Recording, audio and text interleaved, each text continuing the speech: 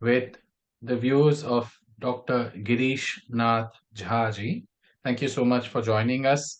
Despite undertaking travel this morning, we understand that you have uh, made it possible to join us. Thank you so much, Dr. Jha. And Dr. Jha will be speaking on the topic on the need for Bharatiya Bhasha Pariwar. At the beginning of the symposium, I had flashed this book, and I am doing so again. Perspectives on the origins of Indian civilization, which Dr. Jha had edited along with Dr. Angela Marcantonio. Dr. Jha is currently the chairman of the Commission for Scientific and Technical Terminology, CSTT of Ministry of Education, Government of India. He is a professor of computational linguistics at Jawaharlal Nehru University, JNU, at the School of Sanskrit and Indic Studies. He is also a concurrent faculty at the School of Engineering, Center of Linguistics, and at the Special Center of E-Learning in JNU. Professor Jha has served as the chairperson of the Special Center of Sanskrit Studies, JNU, and was the founding dean of the School of Sanskrit and Indic Studies at JNU. He has also held the position of the Director of International Collaboration and as coordinator of Ayurveda Biology Program at JNU. His research interests include Indian languages, corpora and standards, Sanskrit and Hindi linguistics, lexicography, science and technology in Sanskrit, machine translation, e-learning, web-based technologies, RDBMS techniques, software design, and localization. Details of his work can be obtained from the URL sanskrit.jnu.ac.in. Dr. Jha has done collaborative research with the Center for Indic Studies, UMass Dartmouth, USA, as Mukesh and Preeti Chatter Distinguished Professor of History of Science during 2009 to 12. He was awarded DART Fellowship in 2014 and 16 to teach digital humanities and Indology at University of Würzburg, Germany, and has been a visiting professor at the University of Florence in the summer of 2016. He has also been awarded the prestigious Datta Pita Asthan Award, Vidwan Award for Sanskrit. His work on revival of Sharada script earned him KECSS Facilitation Award. He did his MA, MPhil, and PhD in linguistics, computational linguistics from JNU, then got another master's degree in linguistics, natural law interface from the University of Illinois, Urbana-Champaign, USA in 1999. With there is more that one can tell about Dr. Jha, but I will stop myself over here and I will invite him to present the concluding session of this symposium. Welcome, Dr. Jha. Thank you. Thank you. Can everybody hear me? Am I audible? Yes, I can hear you. Yes. Somehow my earphones don't work. I'm just trying a new earphone. So thank you. I'll quickly share my screen. I just have jotted some notes. And to begin with, I'll thank the Bharatiya Bhasha Samiti and INDICA, led by Meg, for inviting me to this very important event. I'm told that there is a book being compiled with all of you as the eminent authors in that book. And I hope, this effort will bear fruits, because what we lack actually is the sound scholarship and sound data and data-based arguments. I remember when I was doing my second master's at UIUC, my Guruji, Professor Hans Henrik Hock, the eminent linguist, whose car's number plate was Sanskrit. It was so fascinating. And I used to have long hours of discussion with him. And the reason I'm quoting him here, he would never, in this argument, in a course, History of Linguistics, he would never state that the movement of Aryans from west to east, but he would present data in such a way that it would make sure whatever arguments he's going to say, he will not have to state, but the data will actually present the arguments. So what actually we should be doing, that, instead of making bland statements, we should just present data. And data is coming in big quantities now from the other side. From other side means from our side. The mainstream side is what the historical linguists have set up so far, and we are the other, and then so data is coming from the other side. I'm sure the scholars like Professor Tiwari, and Professor Mishra, and Professor Sushant Mishra, Professor Abdesh Mishra, and all of you, and Professor Shastri himself would have presented a lot of the latest research which has come from this area. So my job is slightly more general, why we should have Bharatiya Bhasha Samiti. It is actually very eminent that we should have it, and then there's no way we cannot have it. So I'll very quickly share my screen. Let me go to my document. Jordan, can everybody see my document here? Yes, it is loading. Now I can see it. Yes. Okay, great. Thank you. If you can just increase the zoom a little bit. A little bit, yeah. Let me do that. Actually, what I'll do, you could just increase it at the bottom of your screen. There's a percentage over there. Maybe that might be. Yeah, that's good. Okay. So I'm on the current screen now. Yeah.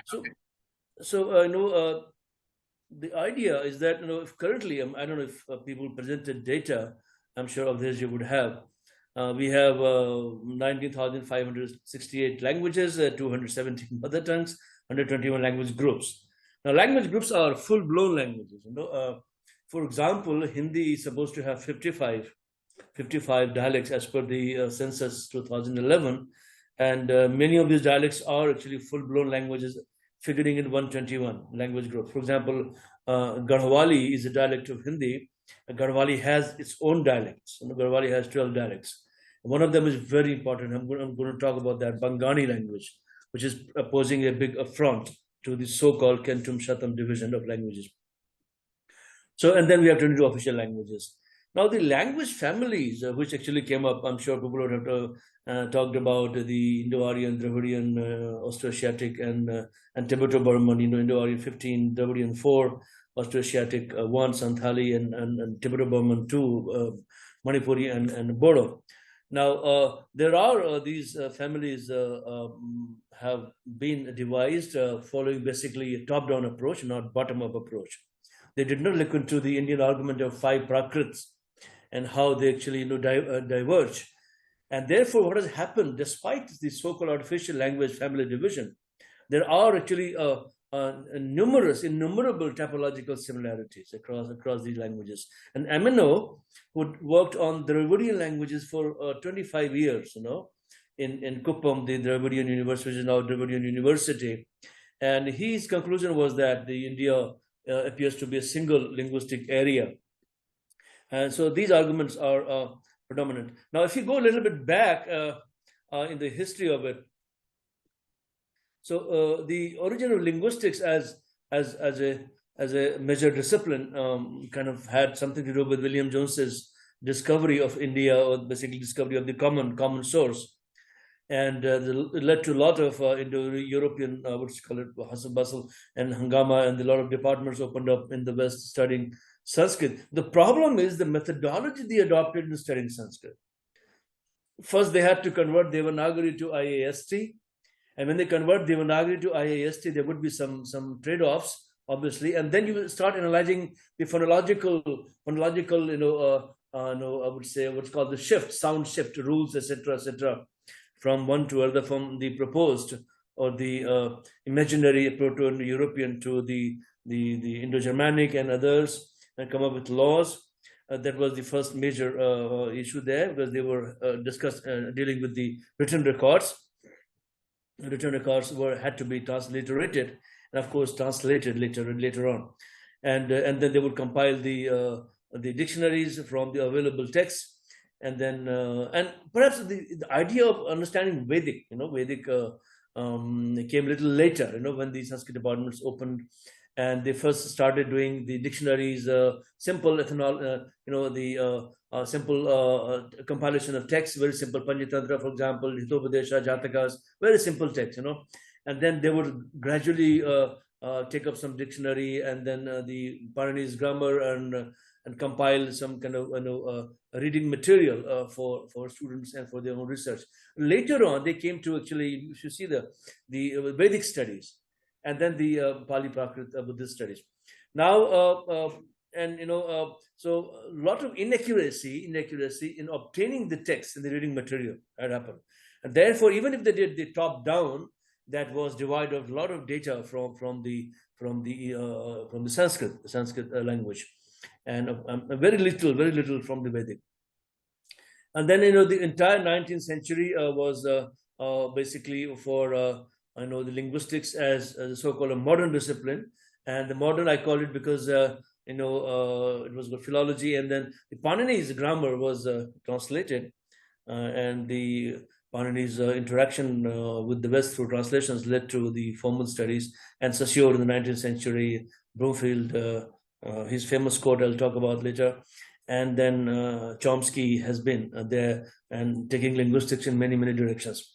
Now, if you go little back, the controversy, the fail to die down controversy, and I call it the biases. The biases because anything good has to be white, has to be European. Anything good, that how can India have something very superior? We were a colony. So this is the whole controversy of Aryan versus Dravidian was brought in very carefully. And if you see in Mahabharata, the word Dravid appears for the first time in Sabha Parva, and there not only the Dravid, but a word like Dravida, Choda, Kerar, Ustra, Karni, of that appear. And none of the references to Dravid or to Arya, there is a dichotomy of races. Or no, all of you know that. So it's basically that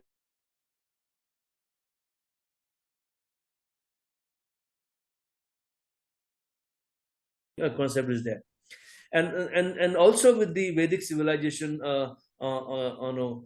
coming after the Indus civilization, that story was also built, and there was so much of counter argument in the favor of Vedic civilization preceding Indus civilization, but that was very carefully and bugged down. The reason, because they discovered Vedic and then put a date to Vedic as 15th century BC, and our NCRTs wrote textbooks. Lehman's famous historical linguistics textbook was written. All of that was published. Then they discovered Indus Valley civilization, which comes at a much earlier date. Though it was a city culture, well established. The script was also there, well established. City culture, administration, everything was there compared to the earlier sections of the Rig Veda. They still called it, later. They call it earlier than the Rig Veda.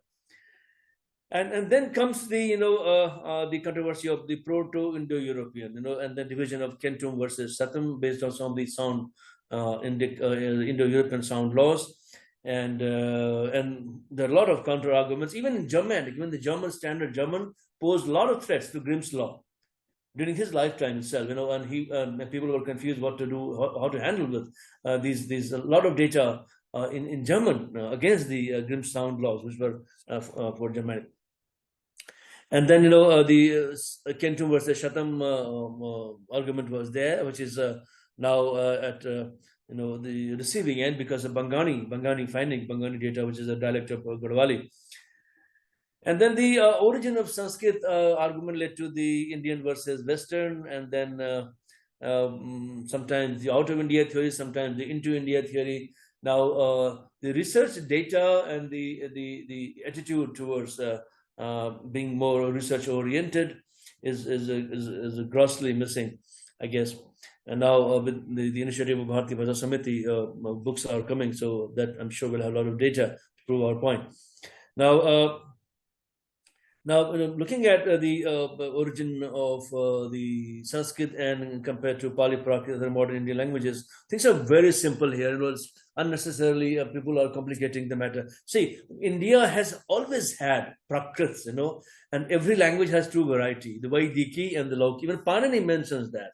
Then I'm writing grammar for two sets of languages. Vaidiki, the compositional language which you use to write textbooks, which has to be standard, and Laukiki, which the people use. And people are many, so they will use their own variety and their own creativity. So we cannot write books in Prakrit, in Laukiki, because Laukiki used for people's everyday communication. So every language has two variety, Laukiki and Vaidiki, which we call Prakrit and Sanskrit in today's time. And then so many Prakrits were there, and people, you can choose to speak in Prakrit if you are communicating with people in a non-standard setting. But if you are using communication in a standard setting, which is an intellectual setting, or across your regions, you have to use some language which is understood by people across. Therefore, Sanskrit had to be a kind of a standardized. Language has to be standardized. And Pani very clearly says, I'm writing grammar for my Bhasha. He doesn't know Sanskrit. He knows Laukiki and Vaidiki, two varieties, two registers, and the name of his language was Bhasha. And after Pandit's grammar, the language was called Samskrita, which is a refined standard. Like we have the standard Hindi, standard Tamil, standard languages which are used to write textbooks while we speak, the ordinary language in everyday life. Even in ancient India, there were so many varieties, languages from Arunachal to Iran, all the way from Tibet, all the way to Southeast Asia, a huge country. And there were many languages. And I'm told when people came to India for higher education, they got a Sanskrit crash course in Indonesia, and then they came to India to get study Nalanda or Takshila, etc. Now the big question comes: what we call the Bangani affront to the so-called Indo-European argument or Proto-Indo-European argument. Now Bangani roadblock to PI has been well recognized, but our linguists are keeping quiet. See, Bangani is a language which came to light in 1995 after Klaus Peter Zeller, a German linguist working in Norway, who is interested in Pahari languages of India. He frequently visits that area. He collected some data from a dialect of Pahari called Bangani. And when he came back and started transcribing the data, he found a lot of Kentum properties. Kentum is, the sound laws, the Indo-European sound laws, that the velars will transform to palatals in some form, and therefore the languages of Iran and India were produced from the Proto-Indo-European, and that kind of argument was given. So Iran and India shouldn't have any language which has Kentum properties. For example, century versus shatam. Shatam we say in India, and century is the West, Greek. So in Bangani, for example, ashru, Sanskrit ashru would be dokru. Sha becoming ka, dokru. Ashru becoming dokru. And so that kind of argument was given, and then people, started questioning Klaus Peter Zeller's data, that maybe his data is concocted, made up and stuff like that, and people were sent to examine his data. So another guy did a field work, so Dr. George Van Driem and Suhnu Ram did a field work, and they found that they said that data of Klaus Peter Zeller is spurious. This is not good data. Then Professor Anvita Abbi, a GNU linguist, was sent. She has a much deeper insight into fieldwork. She has been working on Indian languages for much more time. And she says the data of Zeller are correct. So, and then this kept on boiling, this issue kept on boiling. And then Professor Hans Hauck, who's supposed to be the leader of this liberal linguistics group and a supporter of the Into India argument, he said while Van Driem and Sharma appear not to have actually entered Bangani speaking territory, but limited themselves to interviewing Bangani speakers on the fringes of the territory, Abbi went into the territory and interviewed, among others, at least one monolingual speaker of Bangani. According to her fieldwork, most of Zellers forms are genuine. And I had personal discussions with Anvita Abbi. She said yes. So now they're proposing, that he said the Bangani language has three layers, which is actually words of the type, Dokro, Lokto, Gosti, etc. Words that exhibit northern Indo-Aryan features, Pahari northern Indo-Aryan features, and words that seem to be borrowed from the southern Indo-Aryan, which is Hindi. Now, the flaws in the Western approach have been pointed out time and again, but even in my edited volume, Angela Mercanton, and I also did a mimicry of the Proto-Indo-European fiction in one of my articles in that book.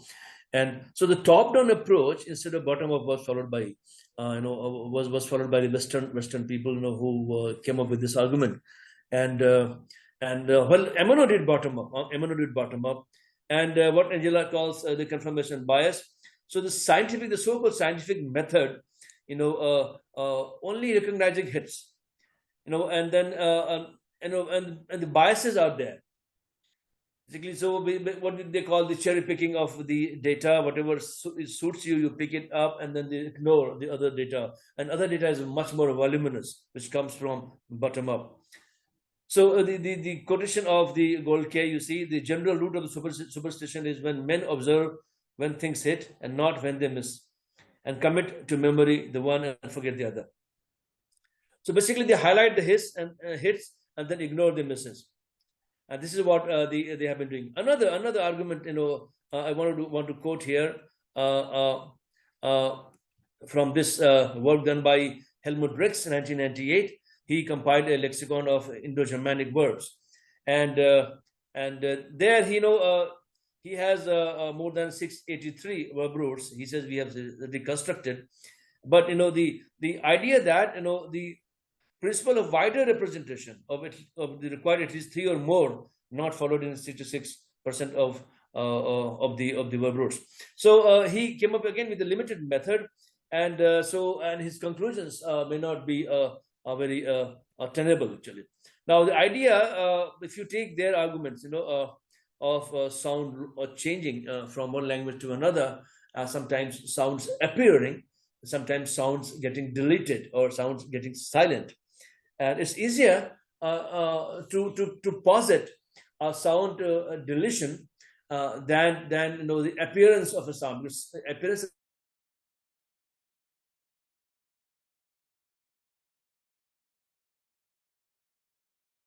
wider when the language is spoken in a wider area. So one can conclude very safely from, say, for example, Bangla is being derived from Hindi by following their system argument. At the deletion of Shah in Hindi, from Bangla, we can prove both ways. We can prove that Hindi came out from Bangla. You can prove the Bangla came out from Hindi if you see the emergence of Shah, in Bangla.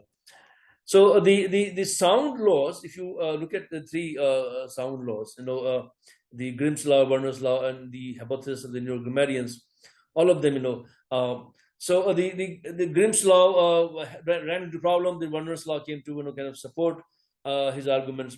The idea is that the certain the inventory, the consonantal inventory, the Pataka, which was posited in the Proto-Indo-European, the fictional language family, and Pataka has a much more elaborate inventory in Vedic itself. So instead of taking Vedic's in elaborate inventory, they took a stunted inventory of Pataka, and then said that the Pataka will change to fa, tha, kha in the Germanic languages. And then in the Werner's law added to something and tried to explain some of the misses that were apparent in the Grimm's law. Now, the basis of the family, I'll now talk about those. Let me go a little bit deeper. Now, what I posit here in my argument is the linguistic cultural basis of a common family. Now, let's look at the Parmenides model. Why people ignore the bottom-up, the method, which is a very common practice in linguistics. So in historical linguistics, certainly they go top-down, I understand, and then they collect a lot of data from the available text, the extant text material from these so-called sister languages have to be collected, and then you have to reconstruct backwards, to prove a point. But look at Parmenides' grammar was considered an indispensable model for describing languages. When I say languages, I mean both natural and artificial languages, and which Panani was used, of course. But in India, the Indian linguistic departments, the Panani's model is not used for describing the fieldwork data. So, if, for example, you obtain the data, extensive data from Bangani today, so our departments of linguistics can go and collect data from Bangani, come up and compile, and look at Panani's model, for compilation. And I'll come to why Panani's model, because there's the sound system, elaborate sound system of Panani's model, the Akshar and the Sandhi rules are cross-linguistically applied, can be cross-linguistically applied. Many of the rules, converting velars to palatals, or dentals to palatals, for that matter, are already there in Panini's rules. Stochnacho is a sutra of Panini. It talks about how dentals get converted to palatal. So if you can find elements of Panini's compilation, they very well apply. They can very well explain what the neo-grammarians and the Werner and Grimm they try to find. So what needs to be done actually is that Panini's grammar, linguistic study of Panini's grammar has to be done based on phonology, morphology, syntax, etc. And we should have a collaboration with the linguistic departments in India, or have linguists hired in Sanskrit departments. Therefore, I would like to a little bit, the Sanskrit school, which was founded during the chairmanship of the Special Center for Sanskrit Studies. So we purposely named it the Sanskrit and Indic Studies. The idea was that the Sanskrit department would collaborate with the Persian department in JNU and the Greek department and the German department, and Lithuanian may come up later in JNU, and then linguistics department, and then do intensive study. I remember when I was the director of international collaboration, had invited a scholar from Lithuania, and he was shocked to see that people don't work on Lithuanian in India. It's so close to Sanskrit. People don't work on Lithuanian in India. So we need to much more collaboratively work with European languages and, of course, Iranian languages. And then when we look at basing our arguments from the bottom up, Prakrits, and then looking at Panini as the model of explanations and the rules, a lot of these sound laws could be, hang on, there's some. Yeah, a lot of these sound laws could be easily falsified, or at best, could be reformed to prove some arguments which are, much more scientific and logical. Now, we have also preferred Chomsky and other Western theories and models to Panini for describing Indian languages. And when you do field work, you look up Panini's model to analyze data, and then finally that certainly is fashionable. And Chomsky might be good in certain respects, but eventually it comes to nothing, because our languages don't really conform to the ideas that Chomsky would have expressed in his grammar. Similarly, there are clear advantages in positing a common origin and a common linguistic area for all Indian languages. What are the advantages I'm going to talk about later? But we have stuck to the Western theories like the PIE, even if it may be imaginary. Why we are sticking to something which is imaginary, and why we can't construct a counter argument by making sure the Sanskrit departments in India tie up very nicely with linguistic departments. If they can't tie up, then let's hire linguists inside Sanskrit departments, and let someone do an intense study on, because linguistics is the key discipline here. Let me tell you, linguistics is the key discipline. Vedas are the key discipline. The Vedas have a lot of information. Therefore, I have put all the Vedas, online in searchable format, so we can discover a lot of good, keywords and information from there. Maybe I'll show that. Now, similarly, the Arya Dravid does not have any racial connotation. Has similarity of meaning. I did some little bit of research in the meaning of the word Dravida and meaning of the word Arya, and both conform to people who are valiant, people who love their land, people who are honest, people of integrity, all of that. So a lot of semantic cohesion in the meaning of the words, and then basically it has a regional connotation and nothing more than that. But this whole idea was propagated, division of India, north and south, and a lot of data, I'm sure, in this seminar would have come from the competing disciplines in different, archaeology, by the way, genetics exactly, for that matter. Now, the typological similarities, if you look at the phonological similarities, the inventory of sounds, the way sounds combine, and then they lead to different new sounds. For example, the dental changing into palatal is cross-linguistic. It's cross purely Indo-European. Don't you, if you say don't you, it becomes in English also. And in Indian languages, it's a very wide phenomena. So it would have been very easy actually to propose something bottom up. And the lexical morphological, we have a lot of similarity. I was looking at examining a Dravidian verb phrase, and then you can pack negation, you can pack a lot of information, in particular actually cite the verb phrase, which is very similar to the Sanskrit verb phrase. So lexical morphological processes that you kridanta is three samaspati derivational processes, and then the inflection process of subanta tiganta are pan-Indian. And in the process, you have to look for the verb roots, because verb roots trigger the operation of building words. And then I found, in Manipuri, there are more than 100. Remember, more than 100 verb roots of Sanskrit in Manipuri, and Manipuri is called Tibeto-Burman language. If you ask any historical linguist that if a language has verb roots from another language, aren't they sister languages? Aren't they from the same family? They will say, yes, they're from the same family. Then why do you call it, Manipuri as Tibeto-Burman, right? So we need to do more, intense, involved studies of Indian languages based on a certain principle. Panini is the model. If you take Panini as the model, we'll find a lot more cohesiveness across the language families. Syntactically, Indian languages, obviously they're word final, and then a lot more similarity in how we can scramble things up, how we can take liberty with the movement of words inside a sentence, all of that.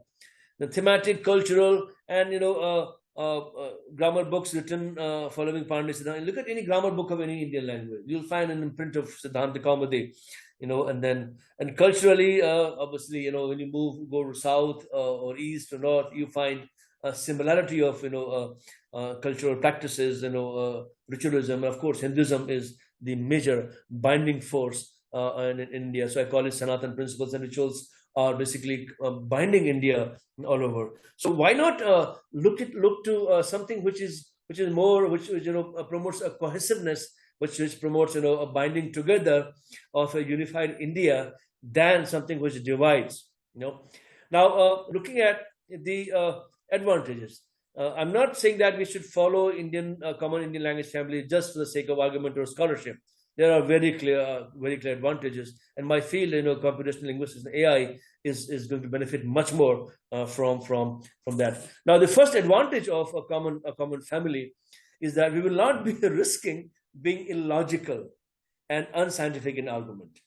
If you continue to argue for the Proto-Indo-European, so there is a lot of logical flaws, a lot of data flaws, a lot of very commonsensical flaws. For example, Vedic being early Vedic being pastoral culture, and Indus Valley people being a city culture. How can pastoral culture be later than a city culture in the same region? That, I mean, a lot of these arguments. How come a community, Vedic community with no script, can precede a community with script? A lot of things, commonsensical argument flaws, etc. Vedic versus Indus also. Now, out of India makes much more sense. Much more sense. Iran, India to Iran to northern and western Europe, and therefore I would say we have to bring Iranian into the argument. Iranian is an Indo-Aryan language. It's not Semitic language, and we should study. Sanskrit people actually should study Iranian as well as Greek, Latin, and I would say certainly German and Lithuanian. You should bring those languages to the broad. And when I go to Europe, and my colleagues they are very surprised that why India is not doing this. What stops India from doing it? If you did this, I think even the Indo-Europeanists who were supporting Proto, they'll be happy, because they will now get a lot of data from India to examine. Now, very clearly, Vedic to Indus Valley to Indian Prakrits to modern languages. If you look at this route, it will be simpler to prove. And therefore, Proto-Indic to North and South Indic, and then I would call it East. I'll create a different category called East Indic. And I already gave examples from Manipuri, which has more than 100 verb roots. My student who is a Manipuri himself, he speaks Sanskrit, Manipuri, Bangla, Hindi, English fluently, and he was able to do this research. And then we found more than 100 verb roots in Manipuri. So we need to be a little bit more logical, and the bottom-up research is going to present a lot of innovative data. Now, Sanskrit-based common family unites India more and is less divisive. If we have a common mechanism in binding all of India, and Indian languages benefit from Sanskrit. Whenever I go and give talk, I said, the Sanskrit is to benefit you, so you cannot ignore Sanskrit at your own peril. You have to basically, Hindi departments, for example, modern Hindi departments, I'm so sorry to say that they tend to go in a different direction. I don't mean the left to right, but question is they go into an illogical direction where Sanskrit is ignored, and while they know that they cannot survive without Sanskrit. So Sanskrit as a prestigious source is always convenient borrowing from Sanskrit. And the other languages, and they either borrow from Sanskrit or allow themselves to be influenced by Sanskrit. It's called prestigious influence. I did a little research. My student from Linguistics department, he was doing PhD with me. He wanted to create a politeness recognition software tool, where a machine can tell this Hindi is polite, this Hindi is impolite. For example, tere baap ka naam kya hai is impolite, should be marked as impolite, versus aapke pita ka naam kya hai is polite. Machine should automatically recognize this. So how did we do it? We collected a lot of social media data, and then we created a game system on my server called Sanskrit. And there the people logged in and rated Hindi sentences from social media as polite, impolite, rude, etc., etc. And then we trained the system, and then the system started recognizing. And the conclusion is that whenever you used Sanskrit words in Hindi, it became polite, became formal and polite. That's the common recognition from all the people who annotated our data, and the machine learned the same thing. So if you spoke a Sanskrit nist Hindi, a machine will say polite Hindi. The society goes for polite expressions, sophisticated expressions, and therefore words are conveniently borrowed, and Sanskrit is a prestige language and advantage for us. Another advantage, in my current capacity as the chairman of the Commission for Scientific and Technical Terminology, we are now starting first to create a dictionary in Sanskrit. Earlier, what they did, they created English to Hindi dictionary first, and then presented that dictionary to other Indian languages, and obviously they would not take many of Hindi words.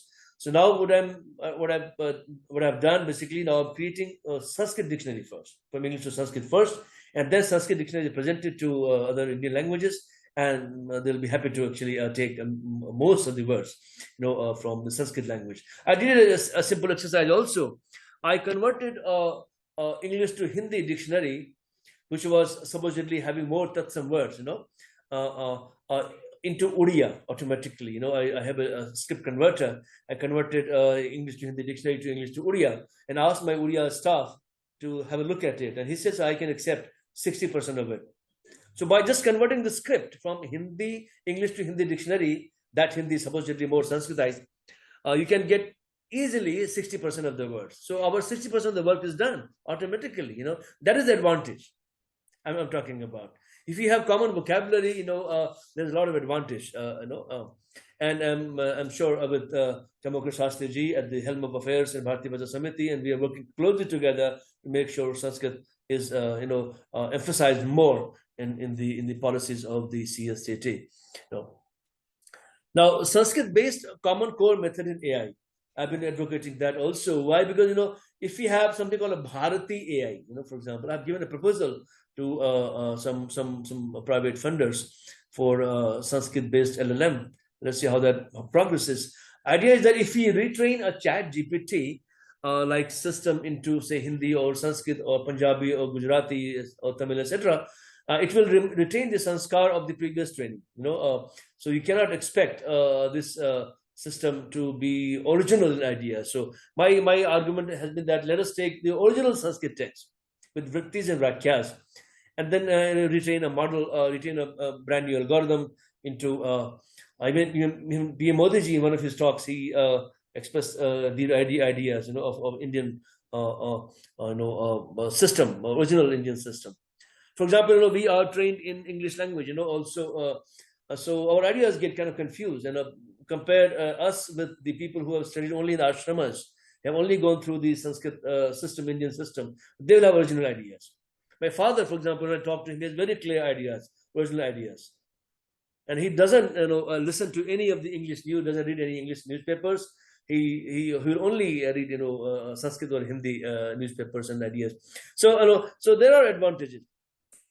And LLMs in Indian languages can be easily extended and spawned from a Sanskrit LLM. So, for example, if we train a brand new algorithm in Sanskrit, and I have calculated roughly how many Sanskrit tokens can be obtained from entire Sanskrit tradition, and then and other tokens can be converted by generating, machine running 2,000, verb roots from Panini, and then into 180 forms each, and then adding 21 prefixes and then suffixes, etc., and creating more forms, and then doing tadhit and samastapada, stri, etc., to create a lot more possibilities of Sanskrit words, and then train a brand new algorithm, what we call Sanskrit LLM. So this is what I would say, that there are advantages, length and breadth of India, technologically also, and if we generate if we are able to create a top-down, bottom-up approach, and create what's called Bharatiya Bhasha Pariwar, and which was actually Bharatiya Bhasha Pariwar before this top-down model kind of corrupted everything up. So there will be a lot of advantages, But then what we have to do is to actually create a scholarship, of course, and then write a lot of books, actually, a lot of books and social media things, and then do seminars and arguments. I have proposed a seminar on these lines in JNU, so informally to our Vice Chancellor, and if she says okay, we'll certainly go ahead and do this seminar, bringing in a lot of people, something similar to what we did in UMass Dartmouth.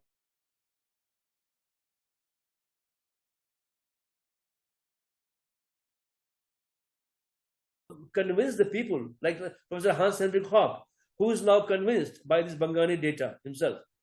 So if we have scholars of top rated scholars from the other side getting convinced with the newer data, that will be a major victory for us. So I guess we should continue with this exercise, and I once again thank Meg and Padma Shri Shastri ji and Bharatiya Bhasha Samiti and INDICA, and all of you for patiently listening to me. I just landed in Trivandrum. It's very warm here, so I'm enjoying the weather here. I hope I have a lecture tomorrow at the Open Source Software Center. Yeah, I thought I'll go fishing out today, but then I forgot to bring my equipment. So I'll then relax and thank you so much. Thank you so much. Thank you so much, Dr. Shah, for a wonderful synthesis, actually. Also giving a fairly large historical arc to your argument in terms of how we have come where we are, and also proposing some next steps in terms of how this should be taken forward. It was also particularly interesting for me, personally speaking, the different scholars you quoted across centuries, and some of the systemic issues that you pointed to, including the one about top down versus bottom up, and the need for creating more data from our own universities, our own centers for greater collaboration. All of these, I think, are very good ideas, and I hope they will take shape